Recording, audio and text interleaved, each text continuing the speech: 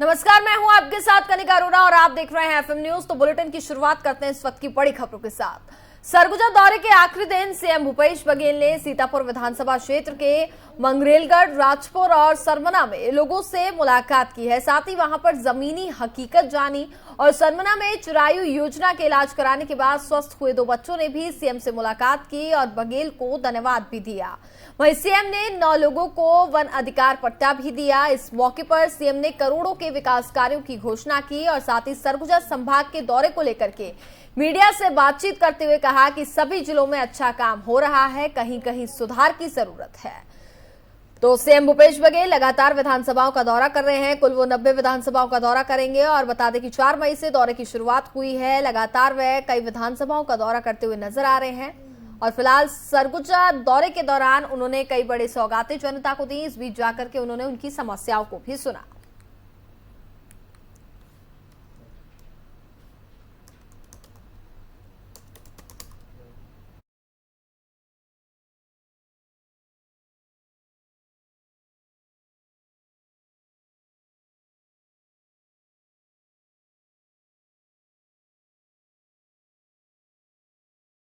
CM Bhupesh Baghel आज दिल्ली दौरे पर हैं। सीएम बघेल आज पार्टी के कई बड़े नेताओं से मुलाकात कर सकते हैं और बता दें कि कांग्रेस के चिंतन शिविर को लेकर के चर्चा की जाएगी, क्योंकि कल से राजस्थान के उदयपुर में चिंतन शिविर की शुरुआत होने जा रही है। तो वहीं 15 मई तक कांग्रेस चिंतन शिविर के मंथन करते हुए नजर आने वाले हैं।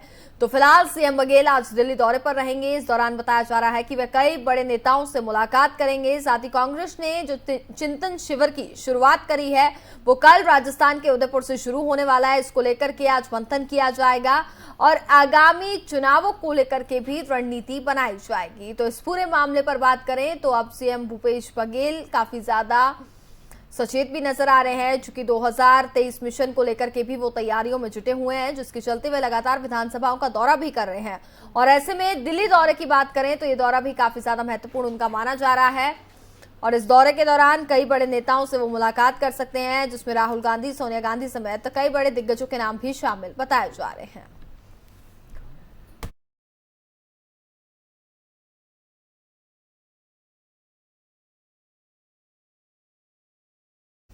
तो छत्तीसगढ़ दौरे पर रहेंगे रेल मंत्री अश्विनी वैष्णव। 14 मई को अंबिकापुर, कोरबा होते हुए रायपुर आएंगे अश्विनी। रेल मंत्री के दौरे से छत्तीसगढ़ को मिल सकती हैं कई बड़ी सौगातें। तो बड़ी खबर आपको बता रहे हैं, जहां 14 मई को अंबिकापुर, कोरबा होते हुए रायपुर आएंगे अश्विनी मिश्र, माफ कीजिएगा अश्विनी वैष्णव। साथ ही रेल मंत्री के दौरे से छत्तीसगढ़ को मिल सकती है कई बड़ी सौगातें। तो बड़ी खबर आपको बता रहे हैं, 14 मई को यह दौरा होना है। तो छत्तीसगढ़ दौरे पर रहेंगे रेल मंत्री अश्विनी वैष्णव। बताया जा रहा है कि अंबिकापुर, कोरबा होते हुए रायपुर आएंगे अश्विनी। रेल मंत्री के दौरे से छत्तीसगढ़ को कई बड़ी सौगातें जो हैं वो भी मिल सकती हैं। तो आगामी चुनाव को देखते हुए प्रदेश में नेताओं के दौरे जो हैं वो लगातार जारी हैं। ऐसे में 14 मई को बात करें तो रेल मंत्री अश्विनी वैष्णव भी छत्तीसगढ़ के दौरे पर रहेंगे। रेल मंत्री पहले ओडिशा जाएंगे और उसके बाद छत्तीसगढ़ आएंगे। रेल मंत्री के दौरे से छत्तीसगढ़ को कुछ बड़ी सौगातें जो हैं वो भी मिल सकती हैं। साथ ही कई अहम बदलाव जो है वो भी किए जा सकते हैं।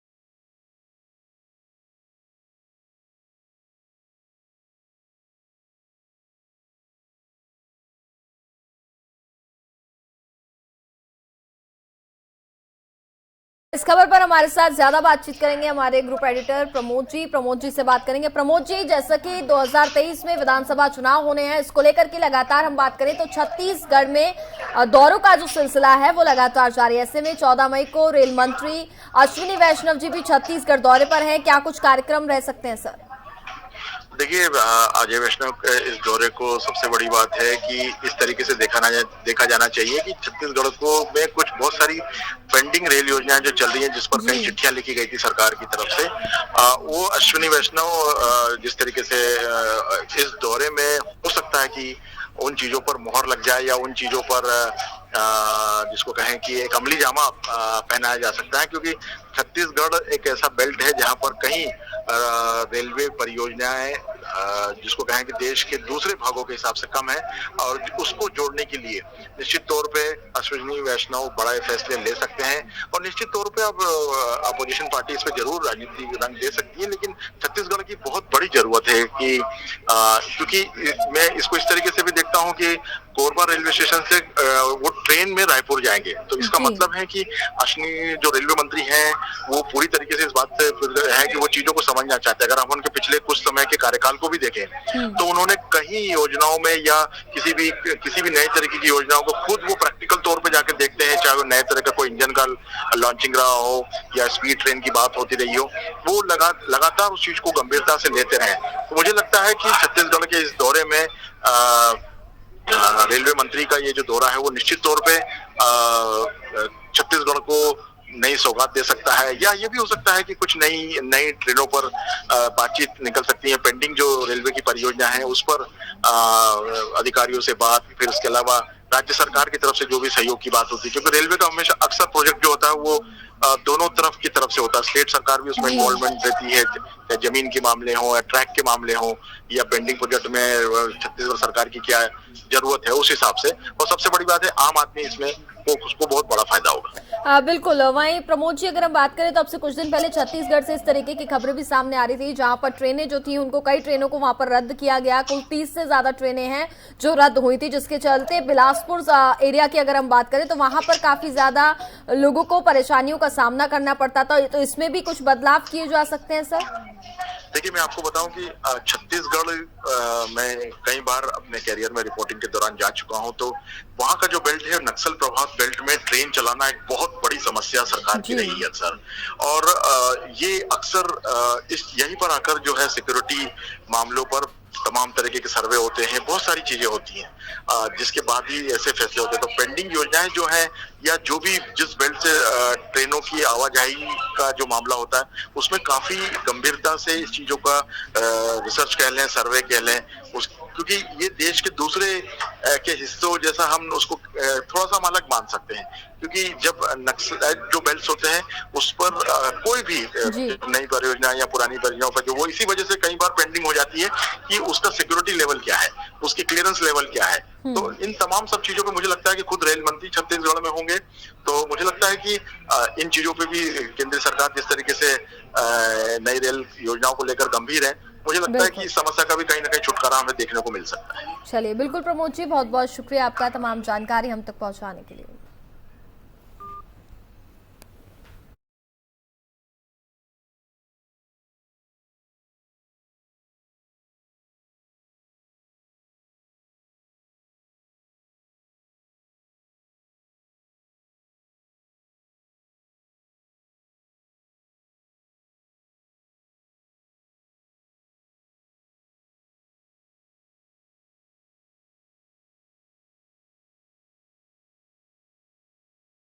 छत्तीसगढ़ दौरे पर रहेंगे 14 मई को रेल मंत्री अश्विनी वैष्णव। बताया जा रहा है कि कई बड़ी सौगातें जो हैं वो छत्तीसगढ़ वासियों को दी जा सकती हैं। साथ ही काफी ज्यादा महत्वपूर्ण दौरा भी इसलिए देखा जा रहा है क्योंकि रेल सुविधाओं में कई तरीके के बदलाव जो हैं वो किए जा रहे हैं। इसको लेकर के भी बात करें तो इसको काफी ज्यादा महत्वपूर्ण माने, और आने वाले दिनों में अब कई बड़े बदलाव जो हैं वो रेल सुविधाओं में हमें देखने को मिल सकते हैं, जिसको लेकर के वह छत्तीसगढ़ दौरे पर रहेंगे और साथ ही वहां पर जाकर के लोगों की समस्याएं जो हैं उनको भी सुनेंगे और उनका समाधान करने की कोशिश भी करेंगे।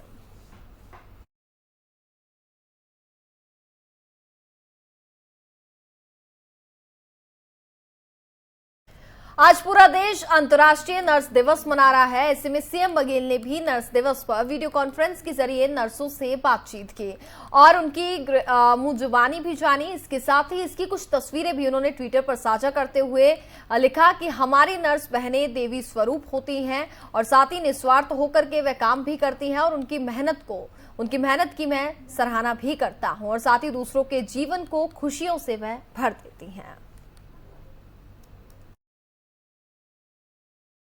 मेरा नाम वर्षा गोंडाने है। मैं सीएससी पलारी में पोस्टेड हूँ। अभी ये कोविड का समय मेरे लिए मेरे सास को और ननद को कोविड हो गया था, तो मैं तो इधर अपने बच्चे को लेके रह रही थी, ड्यूटी कर रही थी पलारी में। लेकिन वो कब उनका सेवा करते करते संक्रमित हो गए और डेथ हो गई। तो मैं गई थी 10 दिन उनका कार्यक्रम वगैरह होकर, तो 11वें दिन मैंने फिर से अपने यहाँ ड्यूटी ज्वाइन करी। उसके बाद में हम तीनों माँ बेटे को वो हुआ, कोरोना हुआ। अभी हम लोग स्वस्थ हैं सर। 22 को हुआ था, मैंने 10 तारीख को ज्वाइन कर लिया और अभी हम लोग तीनों माँ बेटे स्वस्थ हैं। और आईपीडी में मैं सैंपलिंग भी करती हूँ, प्लस ओटी इंचार्ज भी हूँ, डिलीवरी भी कराती हूँ सर। जैसे काम पड़ता है हम कर लेते हैं। वर्षा जी, आपने अपनी आप बीती भी बताई और हम सब इसे द्रवित भी हो गए और ऐसे स्थिति में भी आपने अपने दायित्व का निर्वहन भी किया। जितनी भी प्रशंसा की जाए वो बहुत कम है।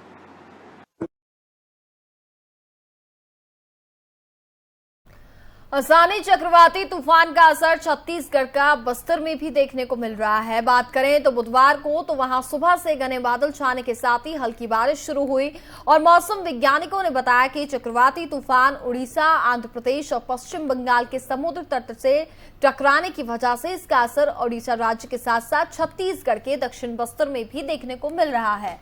मौसम विभाग ने चेतावनी देते हुए कहा कि अगले 24 घंटे के अंदर बस्तर समेत कई और जिलों में जमकर बारिश होने की संभावना भी जताई जा रही है।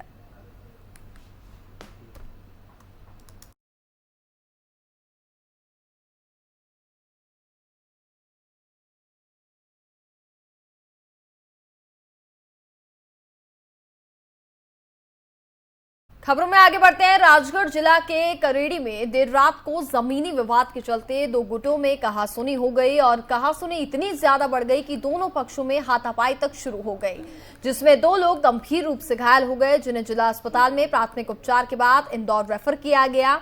वहीं मामला इतना ज्यादा बढ़ गया कि गुस्साए भीड़ ने हमलावरों के मकान और दुकान को आग के हवाले कर दिया और पुलिस और प्रशासनिक अधिकारियों के वाहनों पर भी पत्थरों से हमला किया गया, जिसमें एक कमी गंभीर रूप से घायल हो गया।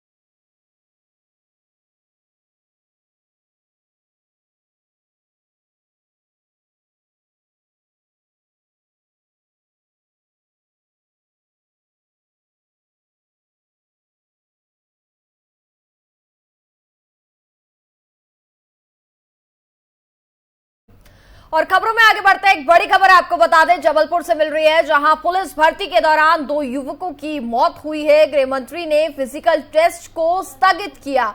ये बड़ी खबर आपको बता रहे हैं, जहां 2 जून तक फिजिकल टेस्ट स्थगित कर दिया है। पुलिस भर्ती के दौरान 2 लोगों की मौत हो गई है। जबलपुर से मामला आपको बता रहे हैं। तो फिलहाल 2 जून तक के लिए फिजिकल टेस्ट को गृह मंत्री नरोत्तम मिश्रा ने स्थगित कर दिया है। तो जबलपुर से ये बड़ा मामला आपको बता रहे हैं, जहां पुलिस भर्ती के दौरान 2 युवकों की मौत हो गई है और इसके बाद जो फैसला लिया गया उसमें गृह मंत्री नरोत्तम मिश्रा ने फिजिकल टेस्ट को स्थगित कर दिया है।